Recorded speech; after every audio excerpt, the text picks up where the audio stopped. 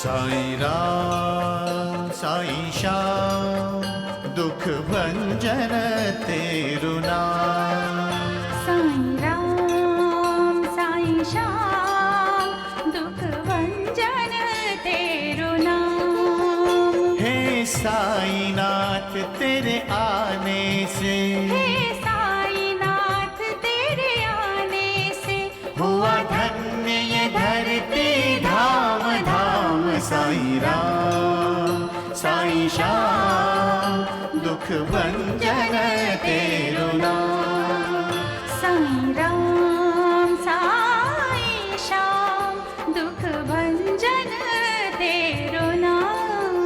सुख धाम धन धाम साईं राम साईं श्याम गुण धाम यश धाम। साईं राम साईं श्याम ओ भक्त वत्सल दीन बंधु बाबा तुझे प्रणाम। साईं बाबा तुझे प्रणाम, साईं बाबा तुझे प्रणाम।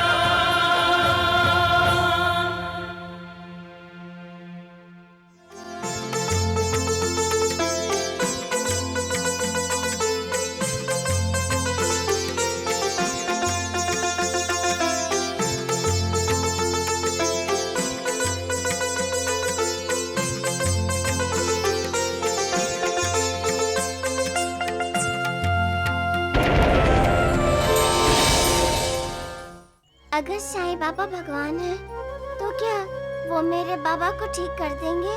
जरूर ठीक कर देंगे। उन्होंने बहुत सारे चमत्कार किए हैं। तो क्या आप लोग साईं बाबा को जानते हैं? अरे अच्छी तरह जानते उस ढोंगी पाखंडी को। अरे ना तो वो कोई वैद्य है ना डॉक्टर।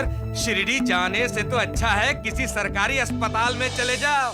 तुम्हारे दरवाजे पे तो खुद मालिक दस्तक दे रहा है बेटे। जाओ शिरडी जाओ। नहीं नहीं, मैं अस्पताल जाऊंगा। वैसे कितने साल हो गए तुम्हारी शादी को? अभी तक तुम्हारी गोद सूनी क्यों है? अरे ये तो बांझ है, बांझ।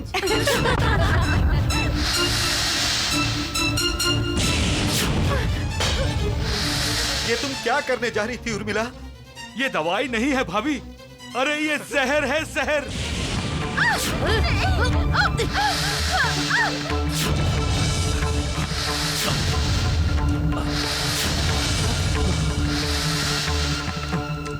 दुनिया बड़ी जालिम है मालसापति, स्वार्थी है, निर्दयी है। कभी कभी मुझे ऐसा लगता है कि शरीर की मर्यादा में रहकर मैं मालिक का दिया हुआ काम पूरा कर भी सकूंगा। अगर मैं काम पूरा न कर सका तो इस शरीर के नाश होने के बाद भी मुझे शिरडी में ही निवास करना होगा।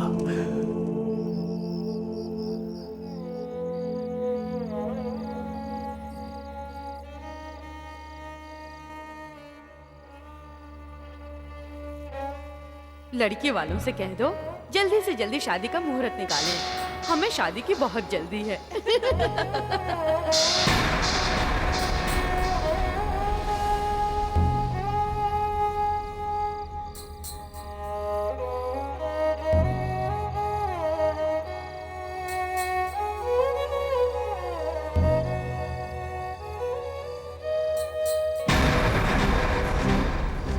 आपकी दूसरी शादी मैं सहन नहीं कर सकती।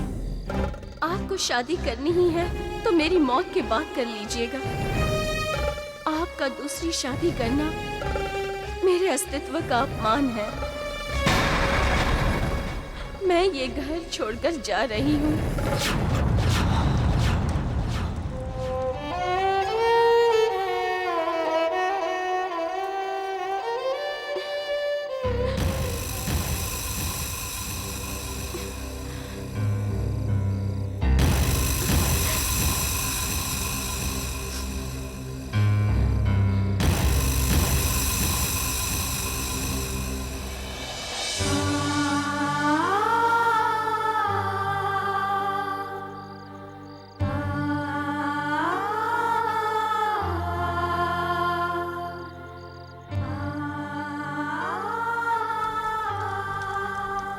मेरी रक्षा साईं बाबा करेंगे।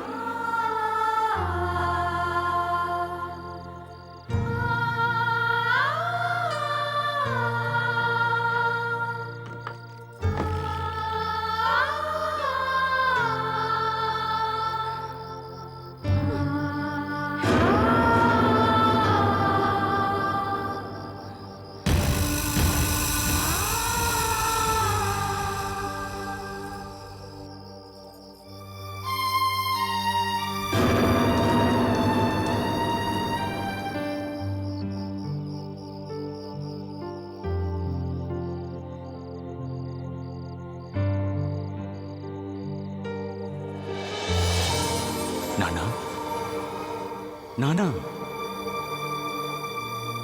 कैसे घोड़े बेचकर सो रहे हो तुम? हमारी मैना बिटिया कैसी है? तुम उसका हालचाल पूछने के लिए उसके ससुराल गए थे या नहीं? नाना। साईं बाबा। क्या हुआ? चिल्लाए क्यों? साईं बाबा। साईं बाबा? यहाँ साईं बाबा आए थे नानी।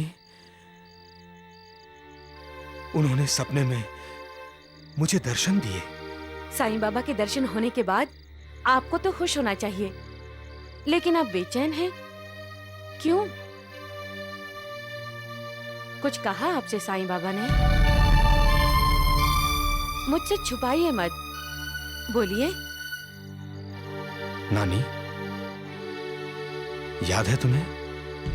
मैना ताई को मिलने के लिए एक बार जिद किया था। हाँ, लेकिन उसका साईं बाबा के दर्शन के साथ क्या संबंध है? यही तो साईं बाबा मुझसे पूछ रहे थे कि मैना बेटी कैसी है। उसका हाल जानने के लिए क्या मैं उसके ससुराल गया था? कहीं हमारी मैना बेटी किसी मुसीबत में तो नहीं है?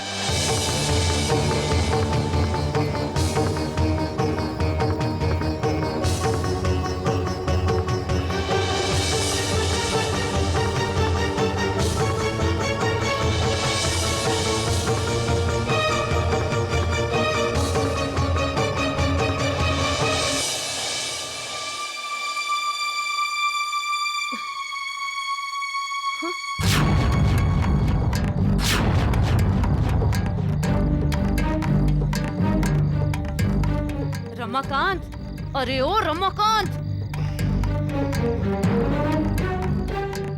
क्या हुआ माँ? क्यों नींद खराब कर रही हो चिल्ला चिल्ला कर? अरे घर में आग लगी हुई है और तू है जो सोना चाहता है। आग? अरे अक्ल के अंधे, मेरी बहू तुम्हारी पत्नी बिस्तर पर नहीं है, देखो। अरे उस कलमुई ने कहीं कुएं में कूदकर अपनी जान तो नहीं दे दी? ऐसा मत कहो माँ। अरे जाकर ढूंढ उसे, जा जल्दी ढूंढ के ला उसको, वापस लेकर आ।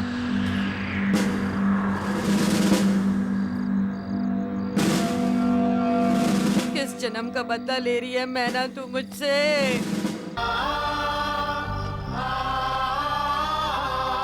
मैना, मैना, मैना,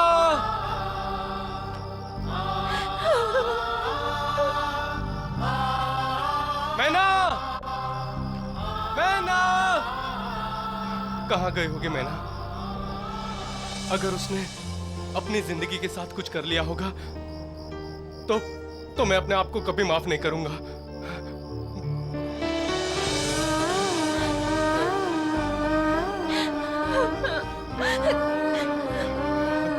मैना, मैना, शुक्र है तुम मिल गई। चलो घर चलो। नहीं, क्षमा चाहती हूँ। अब मैं उस घर में नहीं जाऊंगी। लेकिन क्यों? एक स्त्री हर अपमान सह सकती है, लेकिन अपने पति की दूसरी शादी वो कभी बर्दाश्त नहीं कर सकती। मुझे जाने दीजिए, जाने दीजिए। मैं तुम्हें ले जाने आया हूँ। चलो घर चलो, मुझ पर विश्वास करो। मैं तुम्हारी कसम खाकर कहता हूँ, मैं कभी दूसरी शादी नहीं करूंगा।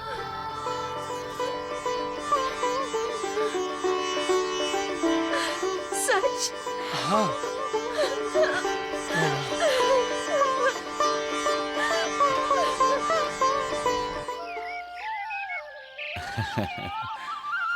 बाबा, आज आप बहुत खुश नजर आ रहे हैं। जब बाबा के भक्त खुश होते हैं तो बाबा भी खुश होते हैं।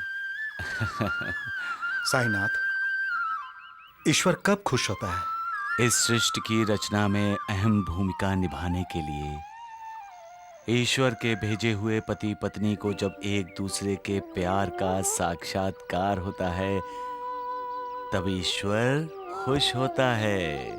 शादी की बुनियाद विश्वास है महालसापति। जब पति पत्नी जान जाते हैं कि दोनों का एक दूसरे पर अटूट विश्वास है तब मालिक खुश होता है। पति पत्नी के बीच जो भी गलतफहमियां होती हैं, जब वो सब गलतफहमियां दूर हो जाती हैं तब मालिक को खुशी होती है। और जब मालिक खुश होता है तो ये दुनिया खुश होती है। मंद मंद हवा चलती है जो हमें आनंद देती है। फूल खिलते हैं, पेड़ पौधे डोलते हैं, पंछी किलबिलाते हुए यहाँ से वहां, वहां से यहाँ उड़ाने भरते रहते हैं। समुंदर में लहरें नाचती हैं, आकाश खुश होकर बादलों का जामा पहन लेता है। मौसम ऐसा खुशगवार होता है कि रोते हुए के चेहरे पर भी खुशी झलकने लगती है। देवा, आप तो कवि बन गए। जो न देखे रवि वो देखे कवि।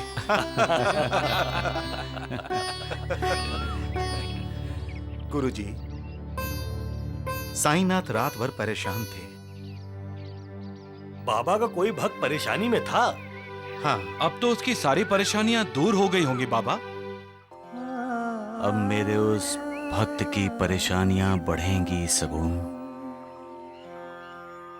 मालिक मेरे भक्त की परीक्षा ले रहा है और मेरे भक्त को उस परीक्षा में खरा उतरना होगा। सबका मालिक एक। बाबा, साईं बाबा,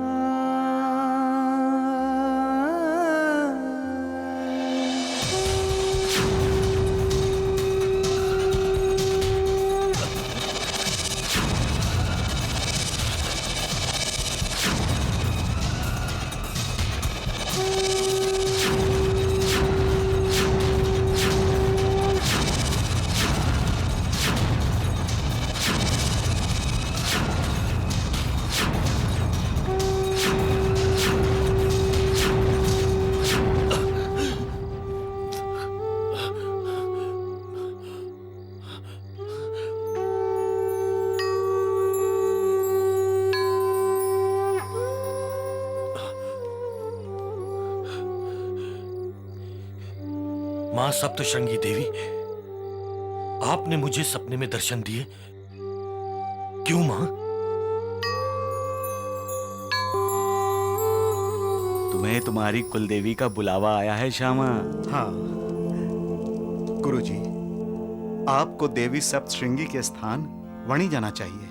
हाँ गुरुजी, आप कुल देवी के दर्शन कराइए। लक्ष्मी की माँ, मेरी कुल देवी और कुल देवता तो साईं बाबा है। मुझे कहीं जाने की जरूरत नहीं। ऐसा नहीं कहते श्यामा। अरे तुम्हारी कुलदेवी ने तुम्हें सपने में आकर कहा कि तुम्हें उनके पास जाना चाहिए, तो तुम्हें जाना चाहिए। देखिए देवा, मैं आपको छोड़कर कहीं नहीं जाऊंगा।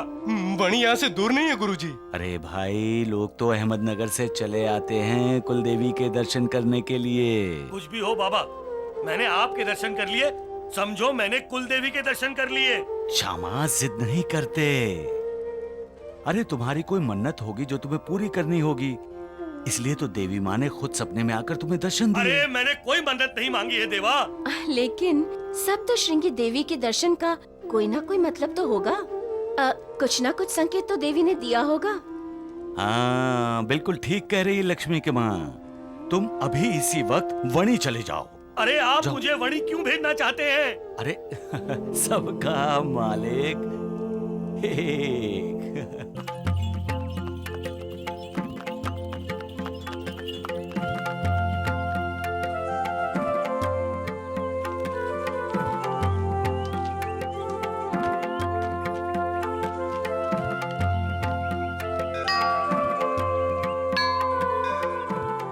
यही वणी है उर्मिला। वहां पहाड़ के ऊपर देवी का मंदिर है। कहते हैं मंदिर तक जाने के लिए 600-700 सीढ़ियां चढ़नी पड़ती हैं। उर्मिला, तुम्हारा साधु संतों पर विश्वास रहा नहीं, लेकिन देवी देवताओं पर तो विश्वास होगा। भाभी, सप्तशृंगी देवी के यहाँ जो मांगो मिल जाता है। देवी सबकी मन्नत पूरी करती है। हाँ, जय देवी माँ। जय दुर्गा, जय माता, जय दुर्गा, जय दुर्गा, जय माता, जय माता, जय दुर्गा, जय दुर्गा, जय माता, जय माता, जय सिंह वाहिनी, जय असुर नाशिनी, सिंह वाहिनी, असुर नाशिनी, जय सुजाता, जय दुर्गा, जय दुर्गा, जय माता, जय माता, जय दुर्गा, जय दुर्गा, जय माता, जय माता।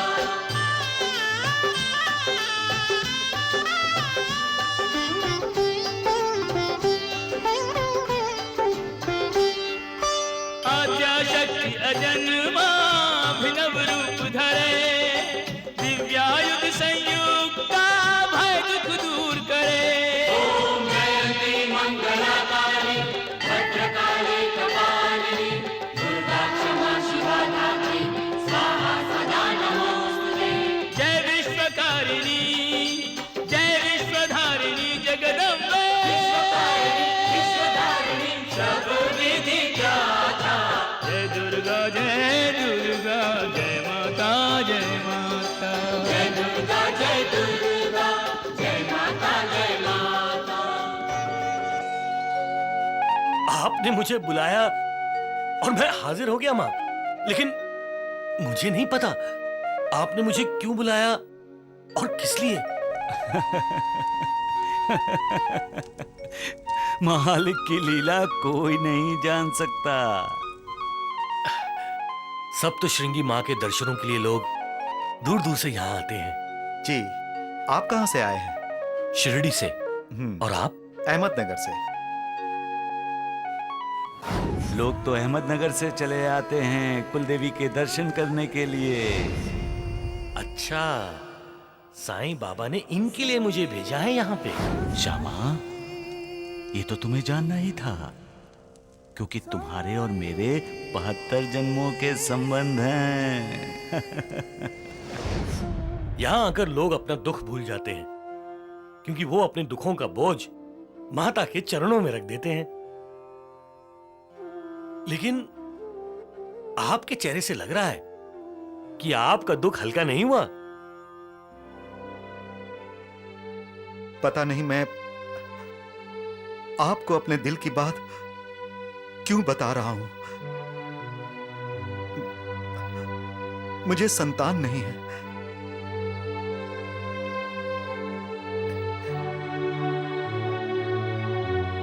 ये मेरी पत्नी है उर्मिला।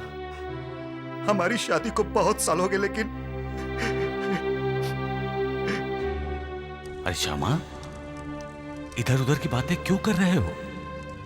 जिस काम के लिए मैंने तुम्हें भेजा है वो काम क्यों नहीं कर रहे हो? हम दोनों ने अपना अपना परिचय तो दिया नहीं। मैं माधवराव देशपांडे।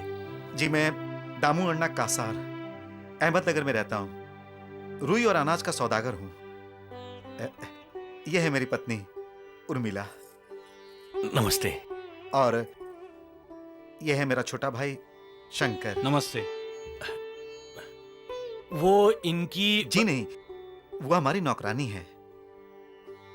दामू अन्ना जी। जी। आप मेरी एक बात मानेंगे? जी कहिए। आप अभी मेरे साथ शिरडी चलिए। शिरडी? क्यों? साईं बाबा के दर्शनों के लिए। साईं बाबा? साईं बाबा शिरडी के चलते बोलते देव हैं। विठोबा है, श्री राम है, वो ईश्वर है, मालिक हैं, भगवान है वो। शिरडी आज तीर्थ क्षेत्र बन गया है उनके कारण। शिरडी ही पंढरपुर है, काशी है। जिस चीज पर उनकी कृपा हुई है उसका उद्धार हुआ है। दामू अन्ना, आपका भी उद्धार होगा। एक बार आपने साईं बाबा के दर्शन कर लिए तो आपको ऐसा लगेगा जैसे आपने साक्षात भगवान के दर्शन कर लिए।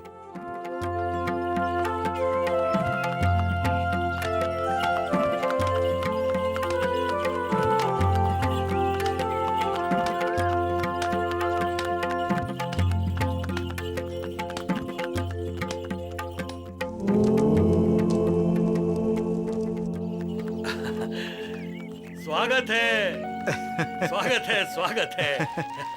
माधवराव जी, आप सभी का शिरडी में स्वागत है। दामू अन्ना जी आइए। नमस्ते, नमस्ते, आइए।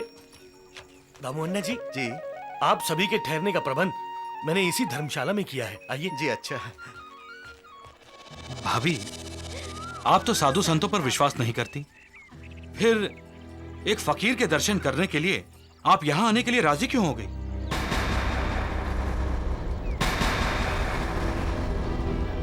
जैसे हमारा अनाज का दलाल है ना धर्मानंद, वैसे ही मुझे ये माधवराव साईं बाबा का दलाल लगता है, जो पैसे वाले लोगों को बहलाता फुसलाता है और साईं बाबा के पास ले जाता है। भाभी, मुझे तो इस साईं बाबा पर जरा सा भी विश्वास नहीं। आगे आपकी मर्जी। दामू अन्ना जी, कैसा लगा आपको प्रबंध? आपने रहने का प्रबंध बहुत अच्छा किया है। अब आप विश्राम कीजिए जी। हम शाम को द्वारिका माई चलेंगे। नहीं नहीं माधवराव जी, हम अभी साईं बाबा के दर्शन करेंगे। लो भाभी, दामू भैया ने माधवराव की दलाली तो कर दी पक्की। जैसे आपकी इच्छा। आइए आइए आइए। वत्सला, हाँ? तुम यहीं धर्मशाला में रुक जाओ, सामान की देखभाल करो, हम साईं बाबा के दर्शन करके आते हैं। आइए आइए दामू अन्ना जी, आइए। हाँ, चलिए।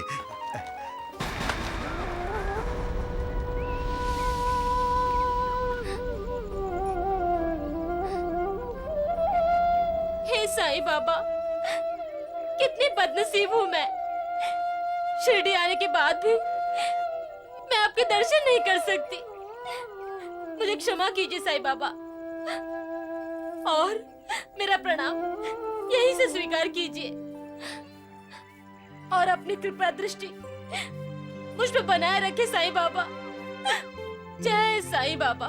ओम जय साईनाथ, जय साईनाथ। आदि न अंत तुम्हारा, तुम्हें श्रद्धा नमन हमारा। ओम जय साईनाथ, जय साईनाथ।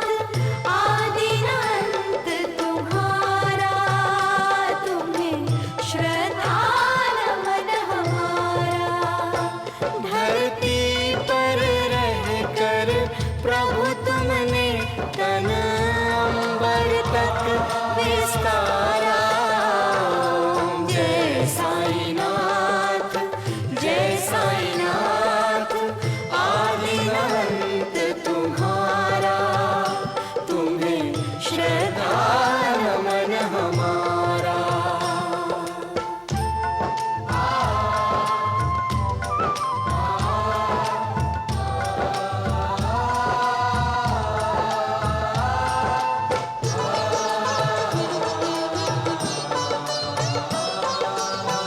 मेरु समान बृहद वक्षस्थल और भुजदंड दिशाएं। उन्नत भाल विशाल सुलोचन, पद वैकुंठ लजाए। उन्नत भाल विशाल सुलोचन, पद वैकुंठ लजाए। प्रभु तुम हो जहाँ, रहता है वहाँ उजियारा है, उजियारा। ओम जय साईनाथ, जय साईनाथ। आदि न अंत तुम्हारा, तुम्हें श्रद्धा नमन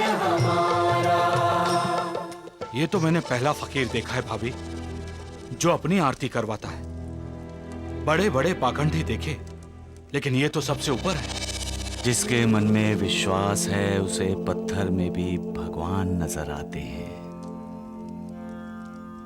और जिनके मन में विश्वास नहीं होता उन्हें सामने खड़े भगवान भी पत्थर नजर आते हैं।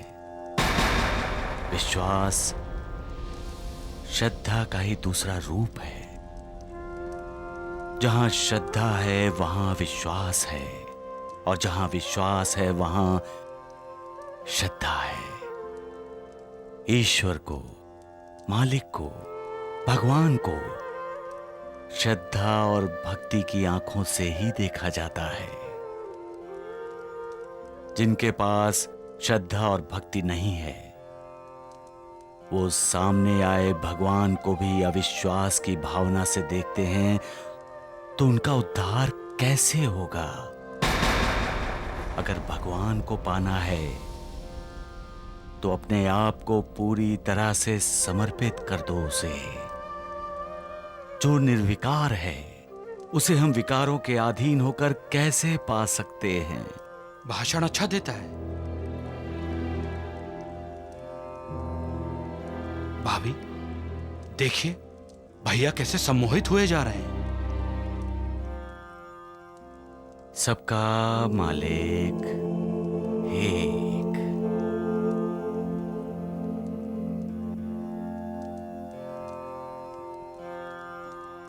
श्यामा, तुम कुलदेवी के दर्शन कराए? हाँ हाँ देवा, दामू अन्ना को वहीं से तो अपने साथ लेकर आया हूं।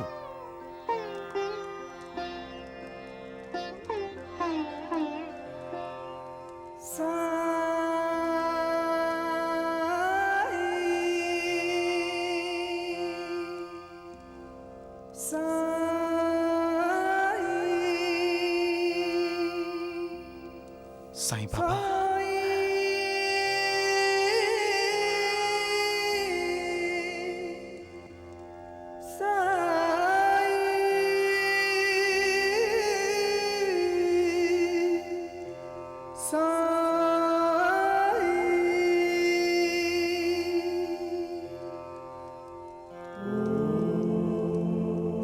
इन्हें संतान नहीं है देवा। आप कृपा करेंगे तो दामू अन्ना और इनकी पत्नी माता पिता बन जाएंगे। लेकिन श्यामा। लेकिन नहीं देवा, आपने मुझे वणी भेजा, मैं गया। मैं आपकी हर आज्ञा का पालन करता हूँ। आपको भी अपने भक्त की एक छोटी सी विनती स्वीकार करनी होगी। एक भक्त का अपने भगवान पर इतना हक तो बनता है ना देवा। क्यों साईनाथ के गले पड़ रहे हो गुरुजी? देखा देवा, देखा, सबको लग रहा है कि मैं आपके गले पड़ रहा हूँ। किसी को कुछ समझ नहीं आ रहा हो, लेकिन मैं जानता हूँ। ये दामू अन्ना बड़ी उम्मीद लेकर आपके पास आए हैं। इन्हें और इनकी पत्नी को प्रसाद दीजिए, दीजिए ना साईनाथ। हाँ बाबा, अपने भक्त की लाज रख लीजिए। साईं राम साईं श्याम दुख भंजन तेरो नाम। साईं राम साईं श्याम दुख भंजन तेरो नाम। सुख धाम धन धाम साईं राम साईं श्याम गुण धाम यश धाम साईं राम साईं श्याम। ओ भक्त वत्सल दीन बंधु बाबा तुझे प्रणाम। साईं बाबा तुझे प्रणाम, साईं बाबा तुझे प्रणाम।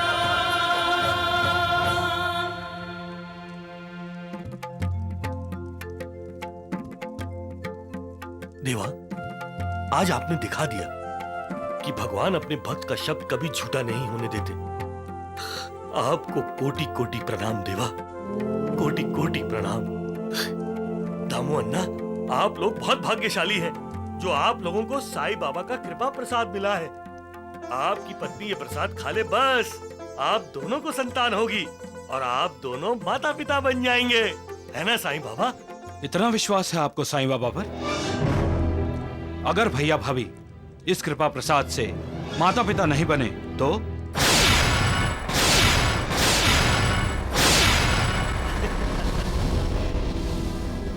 यदि इस प्रसाद से तुम्हारे भैया भाभी माता पिता नहीं बने तो ये माधवराव देशपांडे इस देवा का श्यामा उसी पल से अपने 72 जन्मों का संबंध साईं बाबा से तोड़ लेगा। लेकिन श्यामा,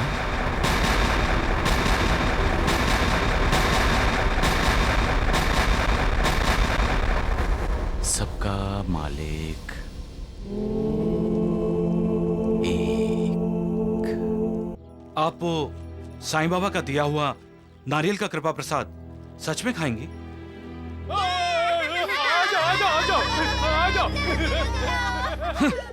देखा भाभी, ऐसे होते हैं साईं बाबा के भक्त। बैठिए। माधवराव जी, मुझे साईं बाबा पे पूरा विश्वास है। दामू अन्ना जी, साईं बाबा की कृपा आप पर हुई है।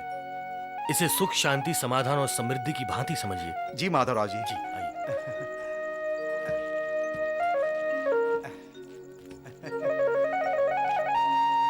जय साईनाथ।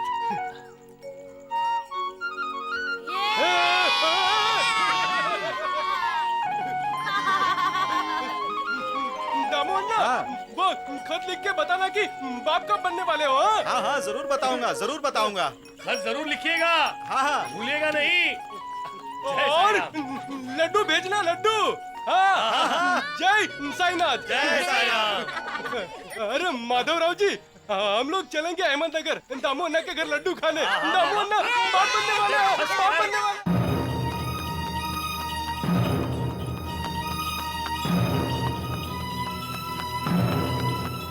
भाभी, आपने कभी सुना है कि नारियल खाकर किसी को संतान हुई हो?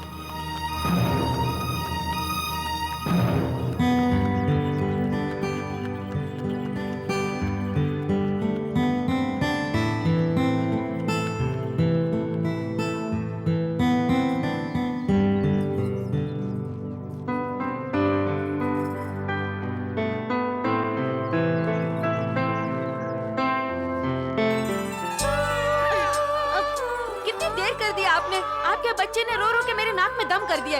लीजिए संभालिए इसे, संभालिए इसे। रोने का नहीं, रो नहीं, चुप हो जाओ। भैया, आपने तो इस सामान को ऐसे पकड़ा जैसे बच्चे को पकड़ते हैं। अभी से बच्चे के ख्वाब देखने लगे क्या? जय साईं बाबा। इंसान कभी निराशा और दुख की अपेक्षा नहीं करता, वो सुखी रहना चाहता है। हर कोई इस आशा पर जीता है कि उसका जीवन सफल हो, सफल हो।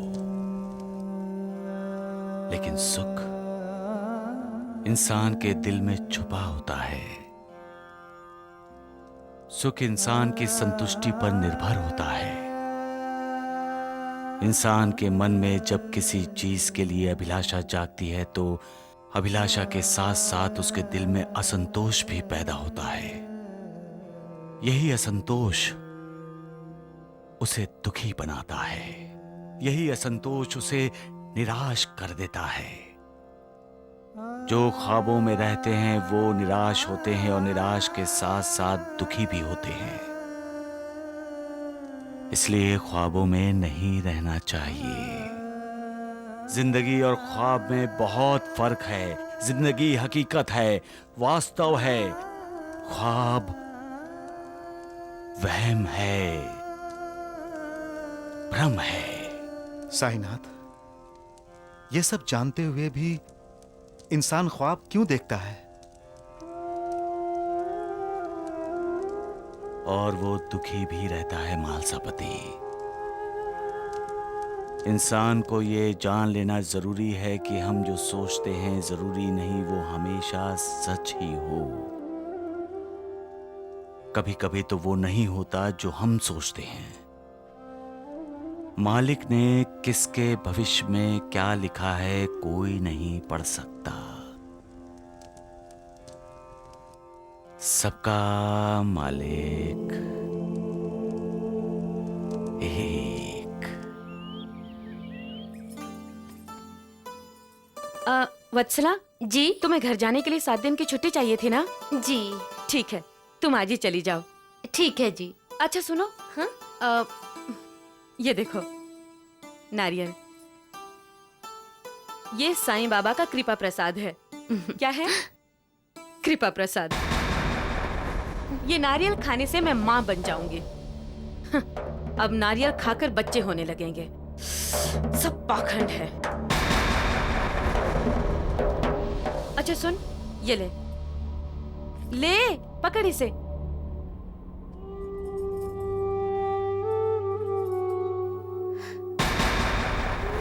लेकिन ये नारियल आप मुझे क्यों दे रही हैं?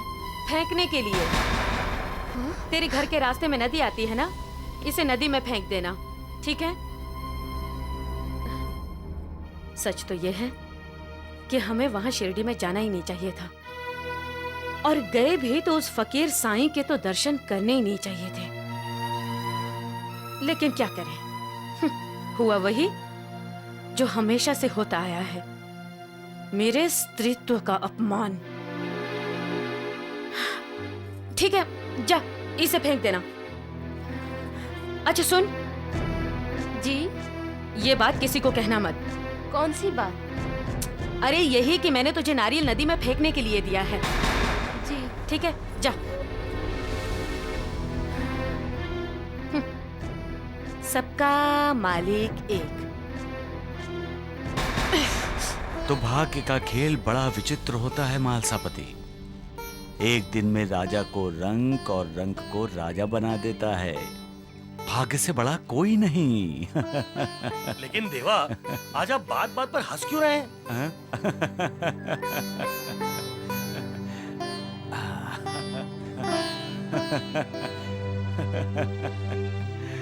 मैंने एक इंसान को अपने भाग्य को ठोकर मारते देखा है। भाग्य ने उसकी झोली में सुख का दान किया था और उसने सुख का वही दान दूसरे को दे दिया।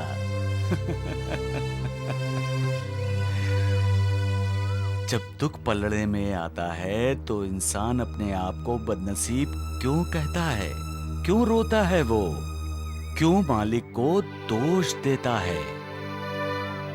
इंसान ये क्यों भूल जाता है कि दोष उसका है, अपराधी वो खुद है।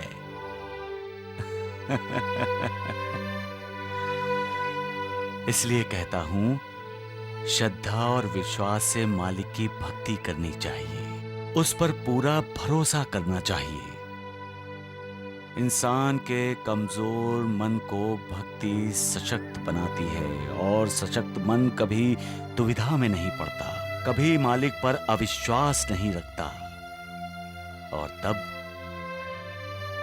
इंसान अपने भाग्य को ठोकर भी नहीं मारता। सबका मालिक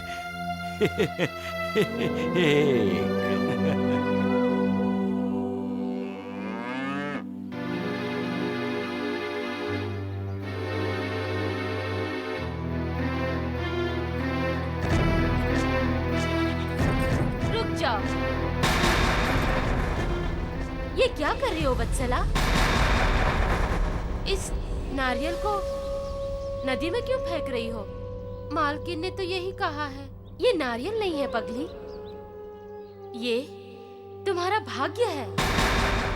इसे फेंको मत, इसे खाओ। ये कोई साधारण नारियल नहीं है, ये साईं बाबा का कृपा प्रसाद है। तुम्हारी भी शादी हुए तो कई साल हो गए, तुम भी तो अब तक माँ नहीं बनी। ये नारियल तुम्हें संतान देगा। इसे श्रद्धा से खाओ और साईं बाबा पे विश्वास रखो, तुम्हारा कल्याण होगा, तुम माँ जरूर बनोगी।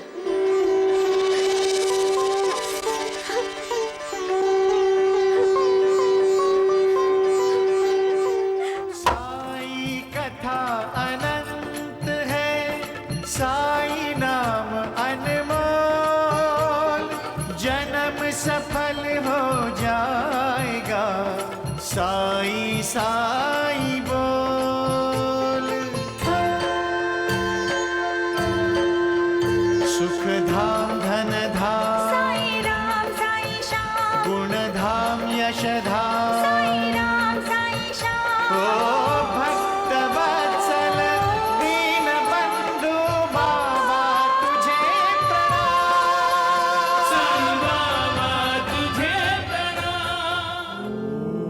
जो मुझ पर विश्वास रखता है, श्रद्धा रखता है और मेरी भक्ति करता है, मैं उसकी हर इच्छा पूरी करता हूं। जो मेरा नाम स्मरण करता है, सिर्फ साईं साईं जाप करता है, मैं उसके पापों का विनाश करके उसका उद्धार करता हूं। जिनका मुझ पर विश्वास है, मैं सदैव उनके साथ रहता हूं, उनका साथ देता हूं। सबका मालिक हे